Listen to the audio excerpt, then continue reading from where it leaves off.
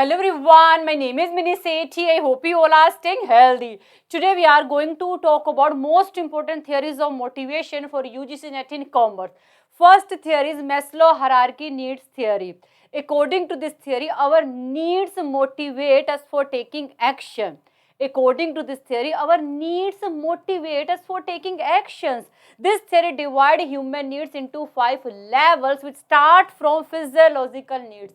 Physiological needs are very basic needs. So, for example, need for food, need for clothes. But how our physiological needs motivate us for taking action?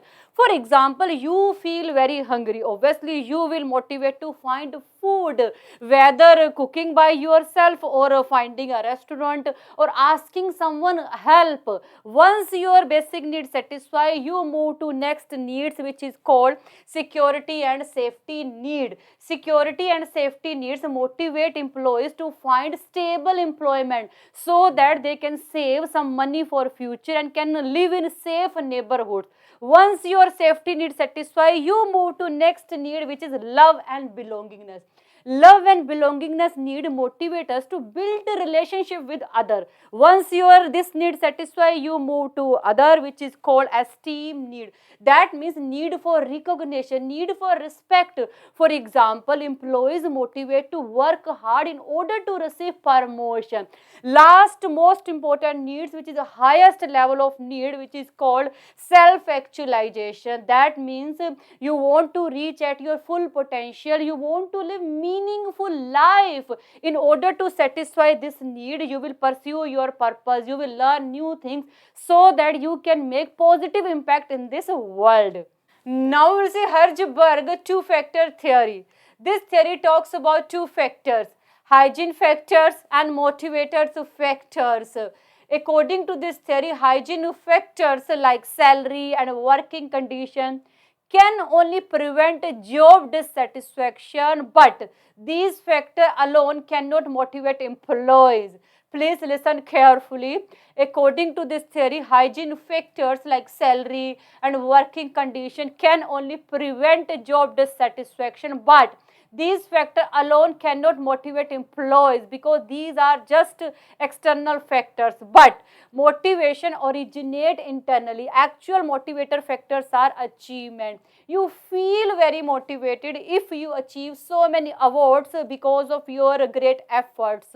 Recognition. You feel very motivated if your boss send you thank you email. You feel very motivated if you see positive review by your client, even your salary is little bit less.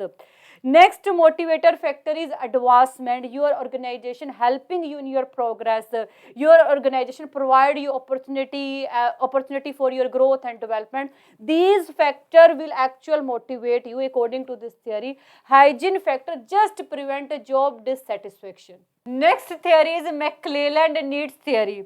This theory divides human needs into three parts: need for achievement, need for affiliation, need for power.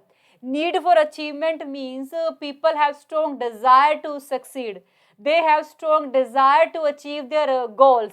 That's why they are motivated by opportunity for their personal growth and improvement. And they prefer moderate difficult tasks, and they have strong desire to receive feedback about their performance. Need for affiliation, that means people have desire for love, people have desire for belongingness, they have desire for a personal relationship.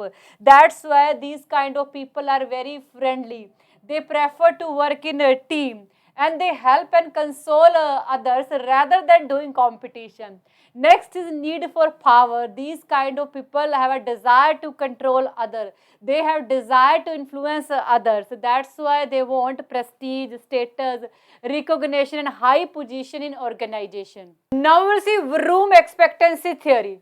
According to this theory, motivation is equal to valence multiply with instrumentality multiply with expectancy. When we multiply all these three variables, it will become equal to motivation. Expectancy means your belief, your efforts can increase your performance. Expectancy means your belief, your efforts can increase your performance. For example, you believe if you work hard, obviously you can produce more output. Instrumentality means your belief your good performance will lead to reward. That means you believe if you perform well, your organization will give you reward. Your organization will increase your salary, your organization will give you promotion if you perform well. Next is valence. Valence means what is value of reward for you. Do you find your reward is desirable for you? For example, as a reward you wanted money, but your manager give you some praise or some extra time off. Obviously this reward is not valuable for you. You will not motivate from this reward. Now we will see McGregor theory X and Y.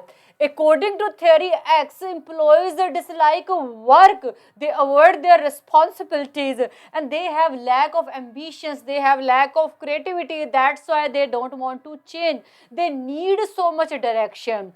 That's why manager should motivate employees through money or showing them fear of losing job.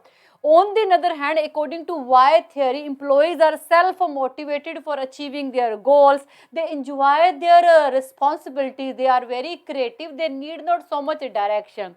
That's why manager can motivate by giving them recognition, by giving them praise, or realizing them their own potential. So this is all about most important theories of motivation. I think you got it, and thank you so much for watching this video. Bye. Take care.